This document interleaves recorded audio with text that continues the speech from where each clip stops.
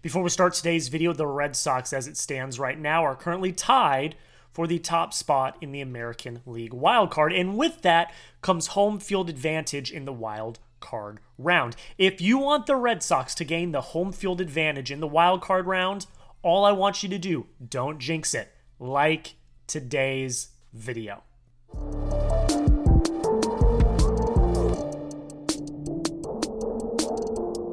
Welcome back into another edition of the Red Sox Rundown. I am your host, Jack Lotteray. Thank you so much for taking the time to watch this video. September is here, which means September call-ups have happened. People are going to be a little concerned as who those call-ups are, but we're going to explain everything in today's video. This is a primer for the September call-ups. Everything you need to know we're going to cover in today's video. We're also going to talk about Kyle Harrison, and we're going to recap the Red Sox win over the Guardians.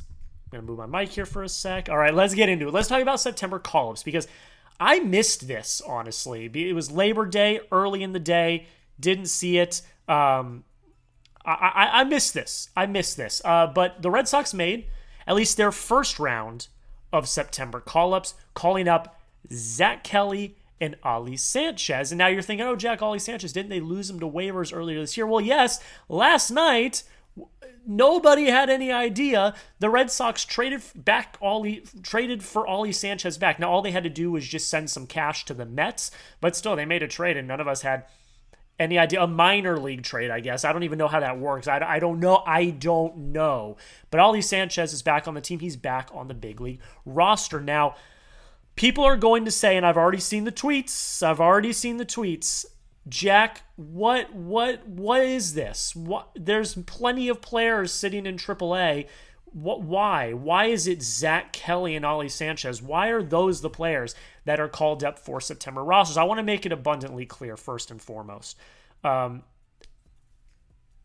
These are not like the roster's not locked. Like, these players can be cycled in and out just like they would during, any other month in the season. So I don't think either of these guys are long for the roster. I'm going to get into why in a second. But Red Sox Payroll, who if you don't follow on Twitter is an excellent follow, broke down, players who are not eligible, players who were eligible. Because look, when you get sent back down and optioned back down to AAA, there's like a 14-day waiting period before you can get called back up.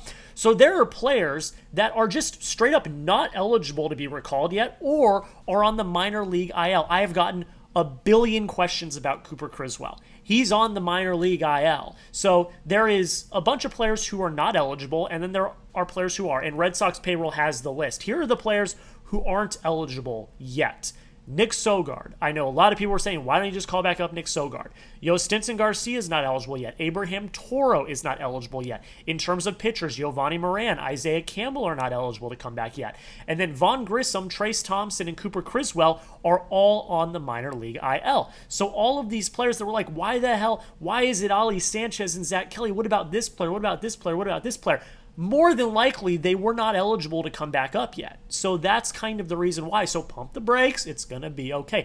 The players who are eligible are Chris Murphy, Kyle Harrison, Zack Kelly, who got called up, Nick Burdi, Zevi Zavala, Trump, McDonough, and Christian Campbell, among others. Now, a lot of people are going to say, why did Christian Campbell not get called up? Well, we talked about this in yesterday's video. If the Red Sox don't think he's ready,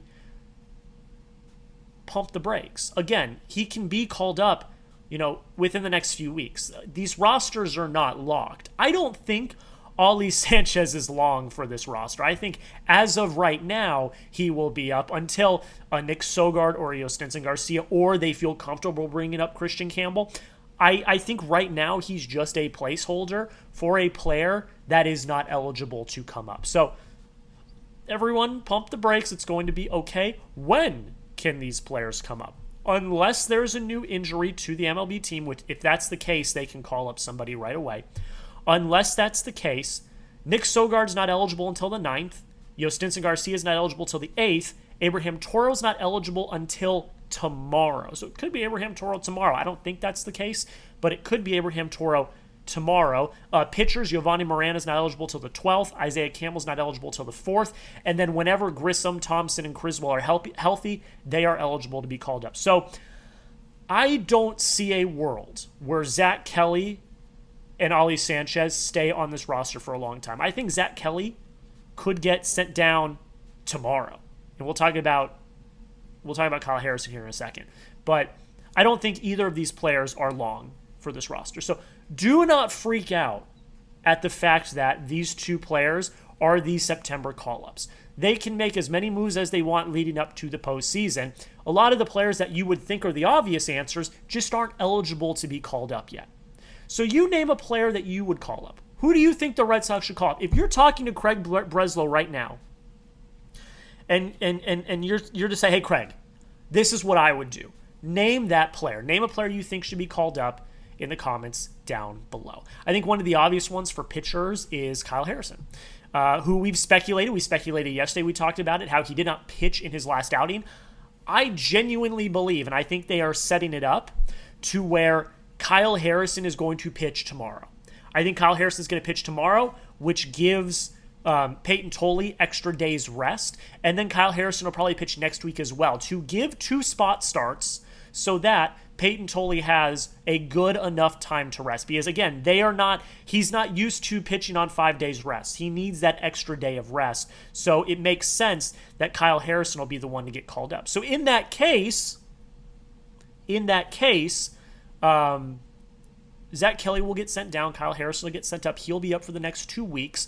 And then once you're done with the spot starts, if Kyle Harrison, if he doesn't earn the spot, which I'm not saying he won't earn the spot, but I'd rather have a reliever up for crunch time, just saying. So I would say that it's probably going to be Kyle Harrison getting called up tomorrow, doing his 2 spot starts, and yeah, that's my thoughts. I would not worry about Kyle Harrison. I would not be surprised if tomorrow he gets called up and he makes his Red Sox debut on Wednesday. Would you call up Kyle Harrison? Now, be honest. Again, a lot of people don't like the underlying metrics. A lot of people are worried about the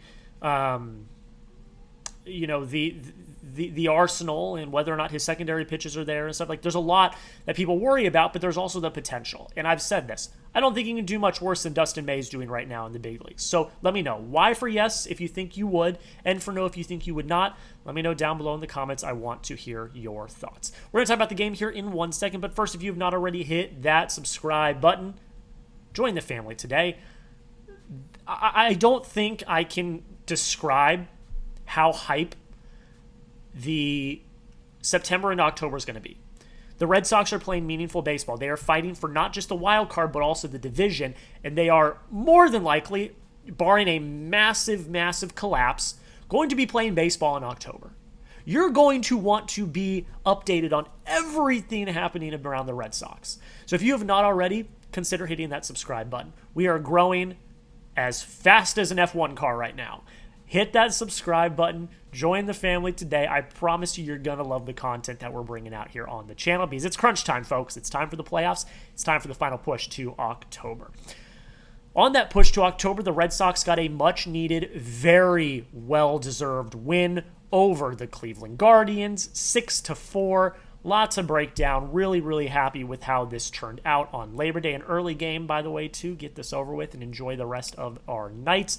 Brayan Bello struggled. It was a taxing game for Bello. 5 innings, 6 hits, 3 walks, 3 runs, 4 Ks. A lot of traffic on the bases.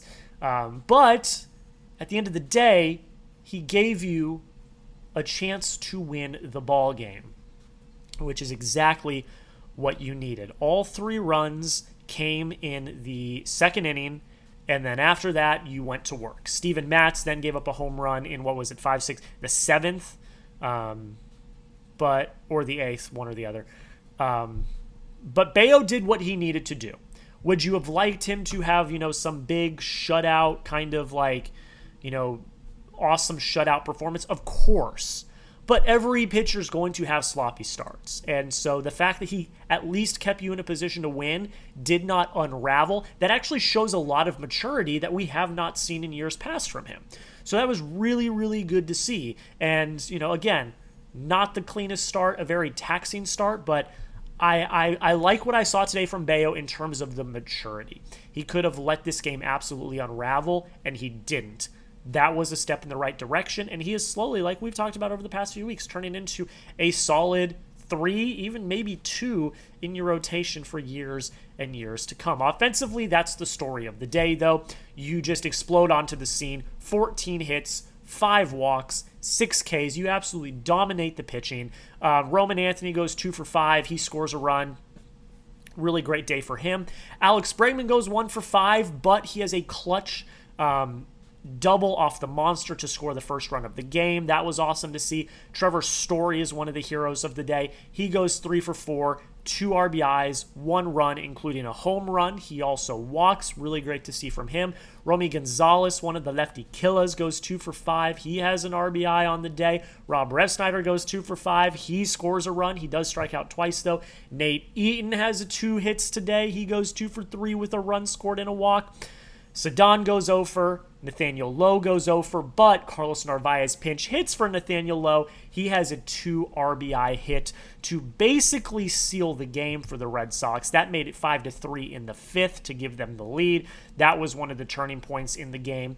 And then Connor Wong goes 1 for 2 with 2 walks. So everyone today, minus Rafaela and Nathaniel Lowe, all contributed. Most had multi-hit games, except for Connor Wong and Alex Bregman. Your offense did what it needed to do. I really liked what I saw out of the offense today. A big boost going into the rest of this week. You've got Crochet on the mound tomorrow. I would hope and expect with Crochet on the mound at Fenway that you win the game and therefore win the series, but we'll see. But the main thing to come out of today is the fact that the Blue Jays lost. They got walked off by the Reds. Thank you, Cincinnati. We really appreciate it. And now you are 2.5 games back in the division. The rest of the scores around the league go as follows. The Mariners don't play until later tonight at the time of recording this. And I'm scanning. The Twins lost. And that's it. Those are the only games that matter. A lot of teams that are in this race did not play today, so not a lot of movement in the standings is going to happen. However, big movement for you because some of these teams didn't play. You are currently, as it stands, 2.5 back on the Toronto Blue Jays in the AL East. I'm not going to say it. Just 2.5 back. That's all I'm going to say. And then the wild card. You're tied with the Yankees for the top spot in the AL wild card. And I've said it time and time again. It's very, very important that you secure, if you're not going to win the division, you secure that top wild card spot because it is home field advantage. The wild card round, if you've never watched baseball before, the wild card round is 3 games. They are all at the same park. You don't switch, go back and forth between parks. It's 3 games at one park. You want to be at Fenway, where you have played incredibly well this year. Your home record is 43-27. I would much rather play at Fenway than anywhere else. Now, we have dominated at Yankee Stadium this year, but the playoffs are a whole different beast. You want to be playing at Fenway if you are in the wild card. So being in the top wild card spot is incredibly important, and being tied right now is great. You also have a 3-game cushion on Seattle, who's in that 3rd wild card spot, and you have a 5.5-game cushion on the Rangers, who are the last team out. You're in a really great spot coming into September. It's really the race for the division and that top wild card spot, and I'm very excited to see how it plays out, and that's why you subscribe, because we're going to be here every step of the way. Do the Red Sox win this series against the Guardians? I would assume that the probables for the rest of the series are Crochet today, which it's going to be, and then I would assume it's Kyle Harrison on Wednesday, which I'm very excited to see. I'm going to say they win the series, but you let me know. All I need you to do is type yes or no in the comments down below. With Crochet on the mound, I think it's yes, but you let me know in the comments down below. That's where we're going to end it, guys. Thank you all so much for taking the time to watch this video. I really, really do appreciate it. Again, make sure you hit that subscribe button. As the season comes to an end, we're going to be doing more live shows. We're going to have more videos, even more content coming out. I talked to my bosses in my annual review a few weeks ago. We talked about this rush to the postseason and the playoffs. They've given me the green light. They've said, whatever you need to do, do. And that means we are going to have a huge influx of content, more than you're already getting for the rest of the year into the playoffs. So hit that subscribe button. Don't miss out. It's going to be a lot of fun. We'll see you tomorrow. And until next time, go Sox.